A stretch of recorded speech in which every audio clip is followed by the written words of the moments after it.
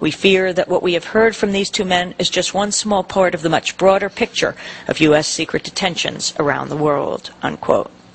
A new story in Vanity Fair is alleging that Turkish Americans may have attempted to bribe a group of U.S. lawmakers, including Republican Speaker of the House, Dennis Hastert. The allegation appears in an extended piece in the magazine about FBI whistleblower Sibel Edmonds. According to the magazine, Edmonds was helping the FBI translate tapes surrounding an investigation of Turkish nationals. She was fired from her job after she complained about corruption at the agency. Edmonds is under a federal gag order not to publicly discuss what she heard on the wiretaps, but sources tell the magazine Edmonds has testified she heard wiretaps of individuals boasting they had covert relationships with Speaker of the House Dennis Hastert, and that Turkish interests had given tens of thousands of dollars in small donations to Hastert. The donations were reportedly given around the time the House was considering passing a resolution condemning the Turkish genocide of Armenians. Hastert originally backed the resolution, but then withdrew it minutes before it was scheduled to go up for a House vote. Hastert's office has denied receiving any such payments. Vanity Fair reports there is no evidence that any payments were made.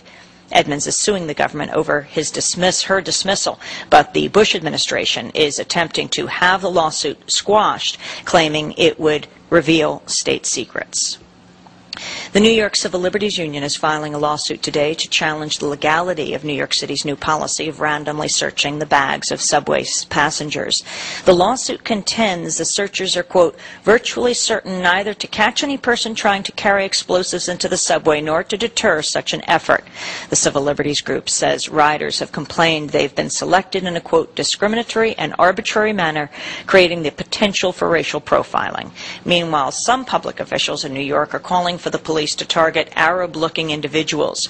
Republican City Councilman James Otto said, quote, plain and simply, young Arab fundamentalists are the individuals undertaking these acts of terror, unquote. News from Indonesia, a pilot with the country's national airline, Garuda, has been charged with helping to take part in the assassination of the human rights leader Munir last September. Munir died aboard an international flight after his drink was poisoned. An independent inquiry has found indications the Indonesian intelligence was involved in his death. And in Florida, a 67-year-old man has been freed from jail 26 years after being imprisoned for a crime that a judge now concludes he did not commit. Luis Diaz was exonerated on rape charges after new DNA evidence emerged that cast doubt on his guilt. Diaz said his time in jail, quote, robbed me of part of my life.